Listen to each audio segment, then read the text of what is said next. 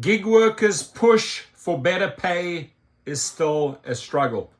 Don't we know that well, right?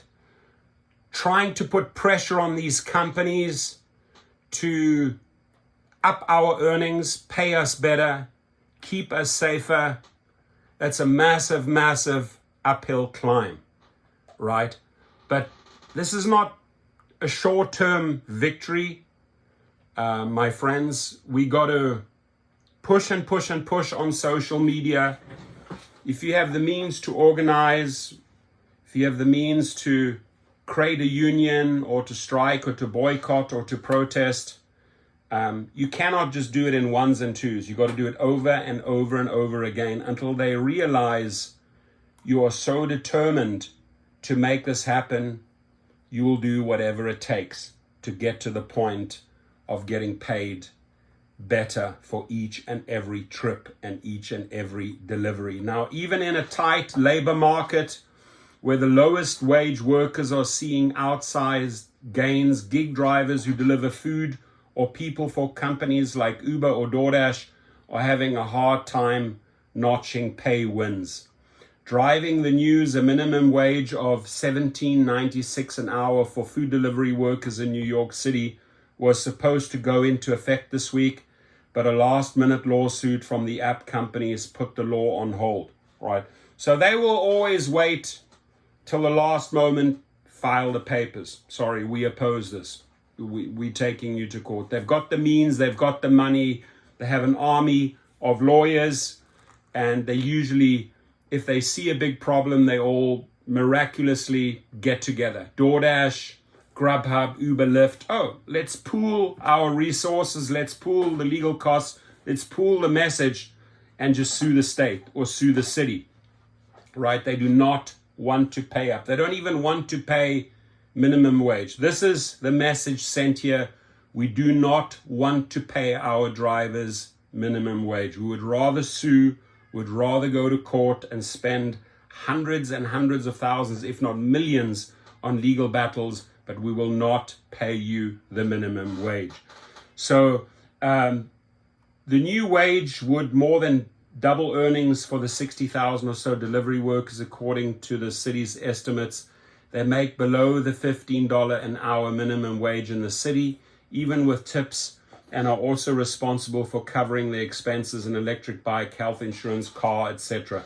In the lawsuit, Uber, DoorDash, and Grubhub argue that the higher wages would raise prices for customers, decrease work for the delivery workers, and harm restaurants, right?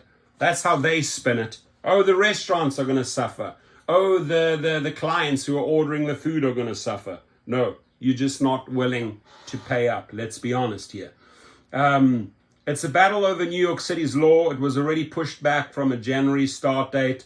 Reflects the bumpy, uneven road to getting gig workers better pay and benefits. It's been a patchwork effort taking place across different localities with no real end in sight, each met with fierce resistance from app operators, some of which have gone from scrappy startups to multi-billion-dollar public companies. It's going on for years, really, said Scott Devitt, a Wedbush analyst, emphasizing that he discounts any profit estimates from Uber to take all the labor fights into account. With unemployment so low and demand for low-wage workers so high, these folks, in theory, have a good deal of leverage to demand better working conditions. But gig workers are still struggling because they are often at the margins of the labor market, said Kate Barn. And another reason why gig workers are struggling, because we're not all on the same page. We're not like the UK drivers. We're definitely not like the French drivers that are all in, right? Who are fighting the fight together 100%, right? We're so split apart, right? You got the desperados that'll take anything, and then you got the people that are willing to fight the fight and put up a big and proper battle, right?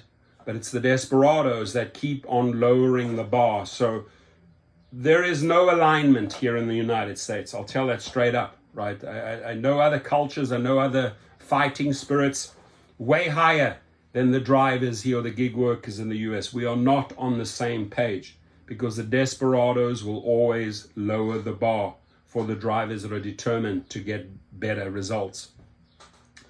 Gig workers initially fought to be classified as employees of the app companies rather than independent contractors. Under federal and state labor laws, employees have far more rights and protections than contractors. They're covered by workers' comp laws, have more robust civil rights protections, and they can unionize and access state-paid leave benefits. That means, of course, that they are more costly to businesses. The classification movement initially seemed to pay off when California passed a law. We know all of that. With classification proving difficult, the fight in recent years narrowed to wages, said James Parrott, Director of Economic and Fiscal Policy in New York City. 2019, New York City became the first in the country to set a wage standard for rideshare drivers who get minimum fee per ride. Seattle passed a similar law the next year. Washington, D.C., and Chicago are also considering taking action. Also last year, Seattle passed a different minimum wage law for those who deliver food. Meanwhile, in May, the Democratic governor of Minnesota, Tim Walz, vetoed a bill. Shame on you, Tim Walz. Walz then established a commission to study the issue and recommended a policy to ensure fair wages. The wins in the pay arena are progress, Parrott said, but in the broader scheme of things, in terms of workers' rights, they are pretty much empty-handed. The push for classification has not faded entirely, emphasized with a federal proposal from the Labor Department still in flux and a court dispute in Massachusetts on the issue. The bottom line, the path to getting gig workers a living wage is going a bit like a New York City taxi ride. The car surges forward for a moment only to come to a screeching halt at the next light. Very well said. So that's what we're fighting for. Dara Koshashawi, Tony Azu, David Risher this year, but you're absolutely not willing to pay it, so we have to push harder. We have to fight harder. This channel, my friends, show me a channel that fights harder for drivers when it comes to pay and safety. Show me. Mention it below. Show me a channel that fights harder for drivers when it comes to pay and safety. I'd love to hear that channel's name. Have a good one.